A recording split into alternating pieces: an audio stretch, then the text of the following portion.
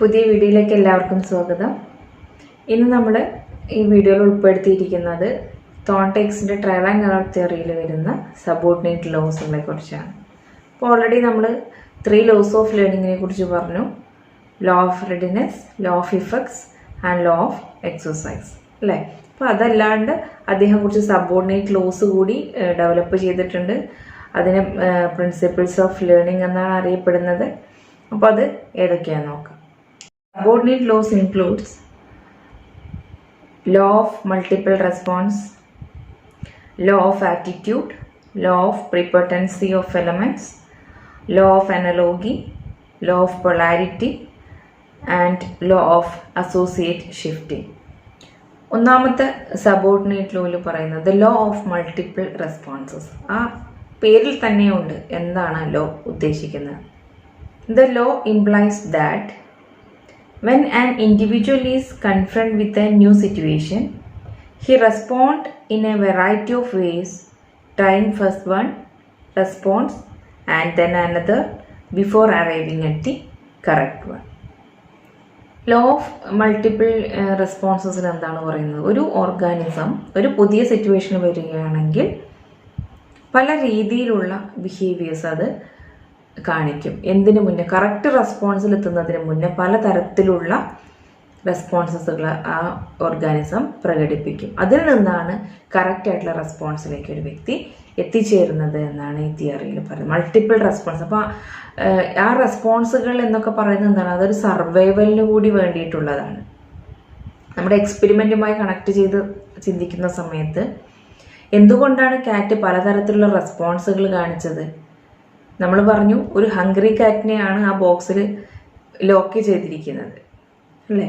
അപ്പോൾ അത്തരത്തിലുള്ള ബിഹേവിയർ എന്ന് പറയുന്നത് അതിൻ്റെ സർവൈവലിൻ്റെ കൂടി ഭാഗമാണ്. അല്ലെങ്കിൽ എന്താണ്, ഹംഗ്രി കാറ്റാണ്, ഭക്ഷണം കഴിക്കാതെ വന്നാൽ അത് ചത്തുപോകാനുള്ള സാധ്യതയുണ്ട് അല്ലേ. അപ്പോൾ ഒരു സർവൈവലിന് കൂടി വേണ്ടിയിട്ടാണ് അത്തരത്തിലുള്ള പലതരത്തിലുള്ള ബിഹേവിയേഴ്സ് കാണിക്കുന്നത്. അപ്പോൾ ഇങ്ങനെ ഒരു പുതിയ ഒരു സിറ്റുവേഷനിൽ നമ്മൾ എത്തപ്പെട്ട് കഴിഞ്ഞാൽ ഓരോ ഓർഗാനിസംസും പല തരത്തിലുള്ള റെസ്പോൺസുകൾ കാണിക്കും. എന്തിൻ്റെ മുന്നേ? കറക്റ്റായിട്ട് കാണിക്കേണ്ട റെസ്പോൺസിന് മുന്നേ പല രീതിയിലുള്ള റെസ്പോൺസസുകൾ കാണിക്കാൻ സാധ്യതയുണ്ട് എന്നാണ് അദ്ദേഹം ഈ തിയറിയിലൂടെ പറയുന്നത്. അതാണ് തിയറി ഓഫ് മൾട്ടിപ്പിൾ റെസ്പോൺസസ്. കറക്റ്റായിട്ടുള്ള റെസ്പോൺസ് എത്തുന്നതിന് മുൻപ് പല രീതിയിലുള്ള റെസ്പോൺസസുകളും കാണിക്കുന്നു. അതിൽ നിന്നാണ് കറക്റ്റായിട്ടുള്ള റെസ്പോൺസിലേക്ക് എത്തുന്നത് എന്നാണ്. ട്രയൽ ആൻഡ് എറർ എന്ന പേരിൽ തന്നെ ഉണ്ട് അതിൽ അല്ലേ.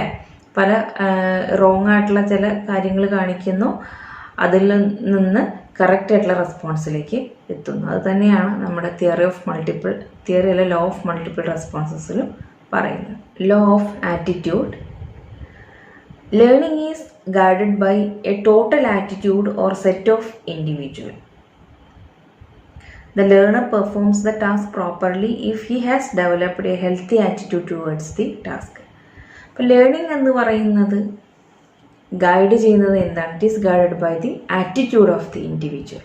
ഒരു വ്യക്തിക്ക് ആ ഒരു പെർട്ടിക്കുലർ ടാസ്ക് ചെയ്യുന്നതിനോടുള്ള ആ വ്യക്തിയുടെ മനോഭാവത്തിന് അനുസരിച്ചിരിക്കും ലേണിംഗ് എന്നാണ് അദ്ദേഹം ഈ ലോയിലൂടെ പറയുന്നത്. അദ്ദേഹത്തിന് ആ ഒരു ലേൺ ചെയ്യുന്ന വ്യക്തിയുടെ മെൻ്റൽ സെറ്റിനെ അല്ലെങ്കിൽ ആ വ്യക്തിക്ക് അവർ പെർഫോം ചെയ്യാൻ പോകുന്ന ആ ഒരു ലേണിംഗ് പ്രോസസ്സിനോടുള്ള ആറ്റിറ്റ്യൂഡ് എന്താണ്, അതിനനുസരിച്ചിരിക്കും ആ ലേണിംഗ് പ്രോസസ്സ് എന്നാണ് അദ്ദേഹം ഈ തിയറിയിലൂടെ പറയുന്നത്. ലേണറുടെ ഭാഗത്തു നിന്ന് ഒരു പ്രോപ്പറായിട്ടൊരു ടാസ്ക് ചെയ്യണമെങ്കിൽ എന്ത് വേണം?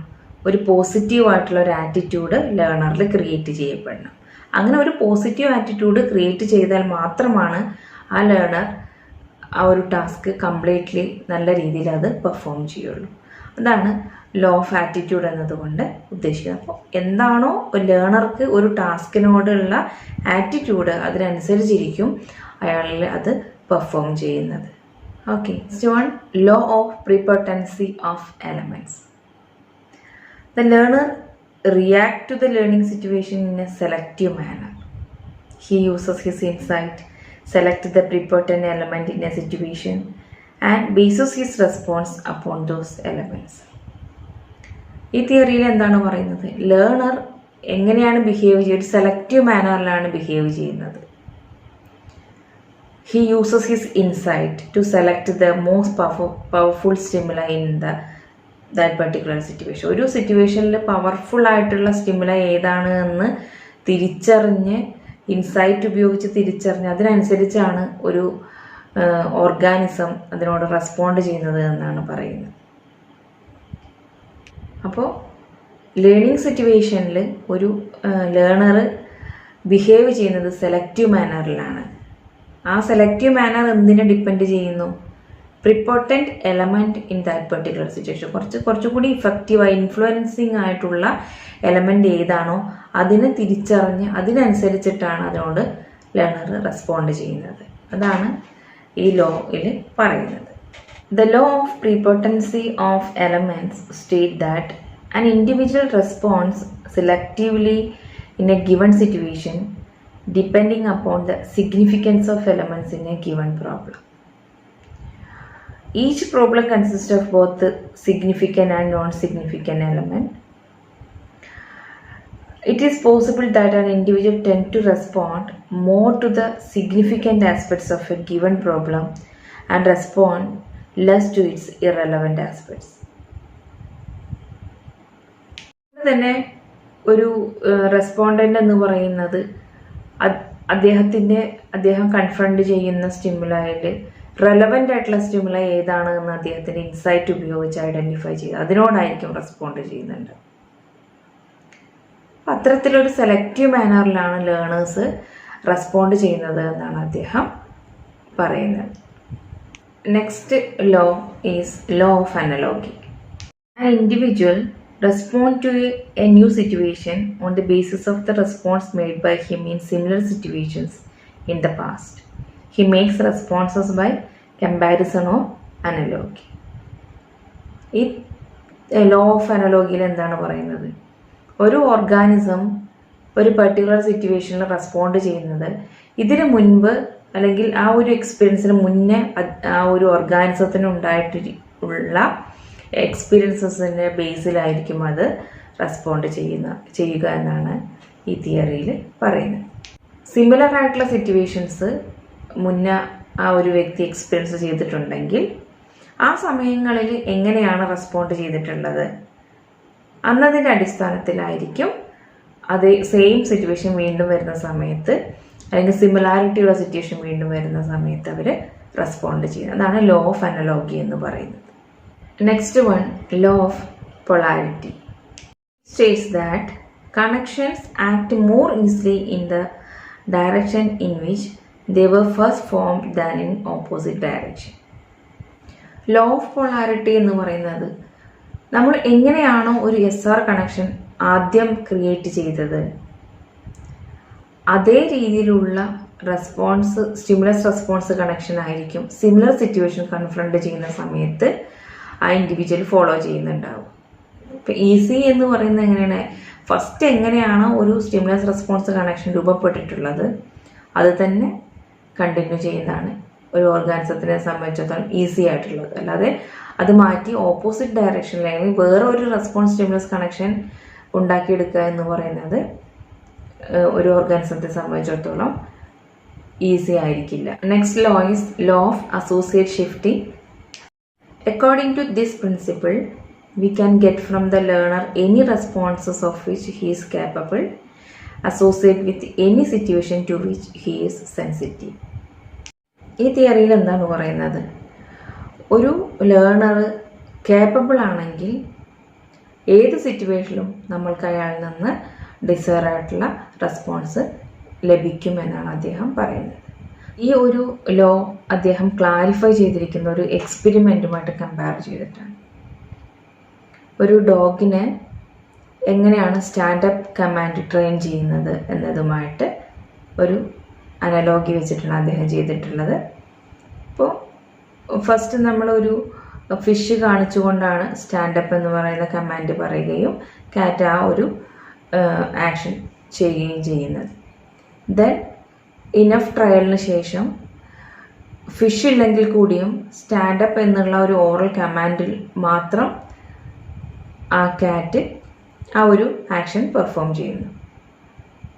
അപ്പോൾ അതുപോലെ ഒരു ലേണർ കേപ്പബിൾ ആണെങ്കിൽ ഏത് സിറ്റുവേഷനും നമ്മൾക്ക് ഡിസൈറബിൾ ആയിട്ടുള്ള ഒരു ആക്ടിനെ നമ്മൾക്ക് അയാളിൽ നിന്ന് എക്സ്പെക്റ്റ് ചെയ്യാൻ പറ്റും, അല്ലെങ്കിൽ അയാളെ കൊണ്ട് പെർഫോം ചെയ്യിക്കാൻ പറ്റുമെന്നാണ് ഈ ലോയിലൂടെ അദ്ദേഹം പറയുന്നത്.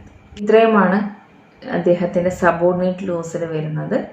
ഇനി എന്തൊക്കെയാണ് ട്രയൽ ആൻഡ് എറർ തിയറിയുമായി ബന്ധപ്പെട്ട് വരുന്ന എഡ്യൂക്കേഷണൽ ഇംപ്ലിക്കേഷൻസ് ഒന്ന് നോക്കാം. First one, importance of readiness. Thorndike's believes that readiness is preparation for action. ഇദ്ദേഹത്തിൻ്റെ തിയറിയിൽ നിന്ന് നമ്മൾക്ക് മനസ്സിലാക്കാവുന്ന ഒരു കാര്യമാണ്, ഒരു ലേണിംഗ് പ്രോസസ്സിൽ ഒരു ലേണറെ എൻഗേജ് ചെയ്യിക്കുന്നതിന് മുന്നേ അയാളിൽ ഒരു റെഡിനെസ് എന്ന് പറയുന്ന ഒരു മെൻ്റൽ സ്റ്റേറ്റിലേക്ക് അയാളെ എത്തിക്കുക എന്നുള്ളത് വളരെ ഇമ്പോർട്ടൻ്റ് ആയിട്ടുള്ള കാര്യമാണ്. അത്തരത്തിലൊരു റെഡിനെസ് ഉണ്ടെങ്കിലാണ് ലേണിംഗ് നല്ല രീതിയിൽ നടക്കുകയുള്ളൂ. അപ്പോൾ അതുകൊണ്ട് തന്നെ അദ്ദേഹം പറയുന്ന ഒരു കാര്യം എന്താണ്, കുട്ടികൾ ലേൺ ചെയ്യാൻ തയ്യാറാണ് എങ്കിൽ അവർ ഈസിലി അല്ലെങ്കിൽ ക്വിക്ക്ലി ആയിട്ട് അല്ലെങ്കിൽ ഇഫക്റ്റീവ്ലി ആയിട്ട് അവർക്ക് ലേൺ ചെയ്യാൻ കഴിയും. അതുകൊണ്ട് തന്നെ കുട്ടികളിൽ അത്തരത്തിലുള്ള റെഡിനെസ് ഉണ്ടാക്കിയെടുക്കുക എന്നുള്ളതാണ് ടീച്ചേഴ്സിനെ സംബന്ധിച്ചിടത്തോളം ഇമ്പോർട്ടൻ്റ് ആയിട്ടുള്ള ഒരു കാര്യം.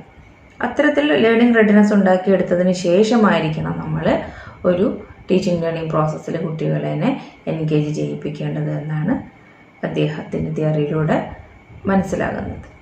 The next one, importance of motivation. Thorndike emphasized the importance of motivation in learning. Arousal of motivation makes the student ready for learning, and student must be properly motivated before they taught.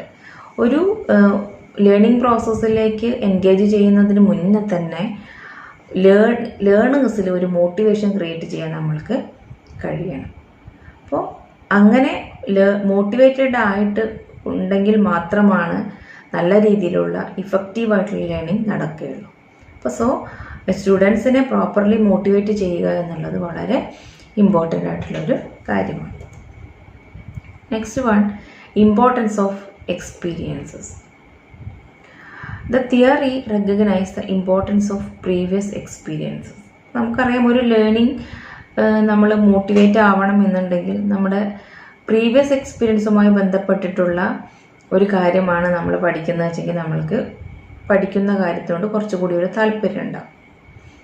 അപ്പോൾ അത്തരത്തിലുള്ള previous എക്സ്പീരിയൻസസിനെ നമ്മൾ ഉപയോഗിച്ചുകൊണ്ട് പുതിയ ലേണിങ്ങിലേക്ക് കുട്ടിയെ entry ചെയ്യിക്കാൻ വേണ്ടിയിട്ട് നമ്മൾ അവരെ പ്രാപ്തനാക്കണമെന്നാണ് പറയുന്നത്. Importance of experience. The theory recognizes the importance of previous experiences. Understanding grows due to previous experiences. The best way to develop understanding is to develop a body of connections appropriate to that of understanding. നമ്മൾക്കൊരു കാര്യത്തെക്കുറിച്ച് വ്യക്തമായ ധാരണ കിട്ടണമെങ്കിൽ എന്ത് വേണം, നമ്മൾക്ക് അതുമായി ബന്ധപ്പെട്ടൊരു previous knowledge ഉണ്ടായിരിക്കണം. അപ്പോൾ അത്തരത്തിലുള്ള പ്രീവിയസ് നോളജുകൾ കുട്ടികളിൽ ഉണ്ട് എന്ന് ഉറപ്പ് വരുത്തിയിട്ടായിരിക്കും നമ്മൾ പുതിയതായിട്ടുള്ളൊരു ടോപ്പിക്ക് അവരിൽ ഇൻട്രൊഡ്യൂസ് ചെയ്യേണ്ടത്. അപ്പോൾ അങ്ങനെ ആ പ്രീവിയസ് നോളജിനെ ഒന്ന് എന്താ പറയുക ആക്ടിവേറ്റ് ചെയ്ത ലേണിംഗ് കുറച്ചുകൂടി ഇഫക്റ്റീവ് ആവുമെന്നാണ് അദ്ദേഹം പറയുന്നത്. Strengthening of bonds. An important task of the teacher is to see what theories, principles and generalization he like to be remembered or forgotten by the students. അപ്പോൾ ഏത് theories അല്ലെങ്കിൽ ഏത് principles അല്ലെങ്കിൽ ഏത് generalisations എന്നുള്ളതാണ് കുട്ടികൾ ഓർത്ത് വെക്കേണ്ടത് എന്നതിനെക്കുറിച്ച് ടീച്ചേഴ്സിന് വ്യക്തമായിട്ടുള്ള ധാരണ ഉണ്ടായിരിക്കണം. അപ്പോൾ ഏതാണോ അങ്ങനെ കൂടുതൽ ഇമ്പോർട്ടൻ്റ് ആയിട്ടുള്ള കാര്യങ്ങൾ അവയെ സ്ട്രെങ്തൻ ചെയ്യുകയും മറ്റ് കാര്യങ്ങളെ വീക്കൻ ചെയ്യുകയും ചെയ്യണം. അപ്പോൾ സ്ട്രെങ്തൻ ചെയ്യുന്നത് എങ്ങനെയാണ്, റിപ്പീറ്റ് ചെയ്തിട്ട് പ്രാക്ടീസ് ചെയ്തിട്ട് അല്ലെങ്കിൽ റിവാർഡ് കൊടുത്ത് നമുക്ക് അവയെ strengthen ചെയ്യിക്കാം. For forgetting, he should make attempt to weaken the connection through disuse and annoy students. Next one, importance of repetition. For effective learning, more repetition should be made. Students should follow the rules that practice makes a man perfect. Forgetting takes place because of the law of disuse. And next one, role of rewards and punishment. This theory recognizes the role of rewards and punishment in learning. Getting rewards as a result of some learning motivates and encourages the child to proceed on the same path with more intensity and enthusiasm, while the punishment of any type discourages him and creates distaste and distraction towards that learning. Next one, grading of the task. The theory contributes the grading of the task from simple to complex. So teacher should proceed from simple to complex, known to unknown, and concrete to abstract. And next one, use of experiments. Thorndike placed much emphasis on experimental verification.